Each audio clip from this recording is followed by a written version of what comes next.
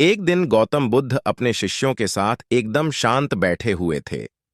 उन्हें इस प्रकार बैठे हुए देख शिष्य चिंतित हुए कि कहीं वह अस्वस्थ तो नहीं है। एक शिष्य ने उनसे पूछा कि आज वह मौन क्यों बैठे हैं? क्या शिष्यों से कोई गलती हो गई है? इसी बीच एक अन्य शिष्य ने पूछा कि क्या वह अस्वस्थ हैं? पर बुद्ध मौन रहे। तभी कुछ दूर खड़ा व्यक्ति जोर से चिल्लाया, आज मुझे सभा में बैठने की अनुमति क्यों नहीं दी गई है? बुद्ध आंखें बंद करके ध्यान मग्न हो गए। वह व्यक्ति फिर से चिल्लाया, मुझे प्रवेश की अनुमति क्यों नहीं मिली? इसी बीच एक उदार शिष्य ने उसका पक्ष लेते हुए कहा कि उसे सभा में आने की अनुमति प्रदान की जाए।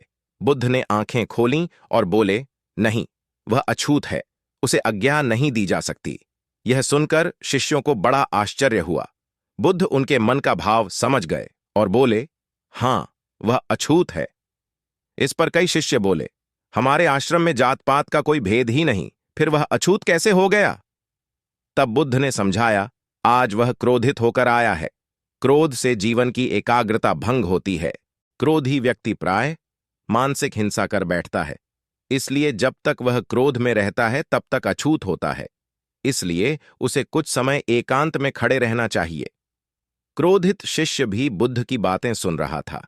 पश्चाताप की अग्नि में तपकर वह समझ चुका था कि अहिंसा ही मनुष्य का महान कर्तव्य व परम धर्म है।